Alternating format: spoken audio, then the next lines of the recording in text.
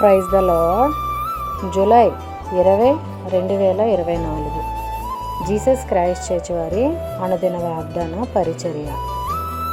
అవివిశ్వాసివి కాక విశ్వాసివై యుండమనెను. యోహాను సువార్త 20వ అధ్యాయము 27వ వచనము. దేవుని వారలారా, ఉదయకాల సమయంలో యేసుక్రీస్తు వారు శిష్యులతో మాట్లాడుతున్న మాటలు. అయితే శిష్యులకు అంటున్నారు, మీరు అవివిశ్వాసులు కాకండి, విశ్వాసులై ఉండండి అని చెప్తూ ఉన్నారు.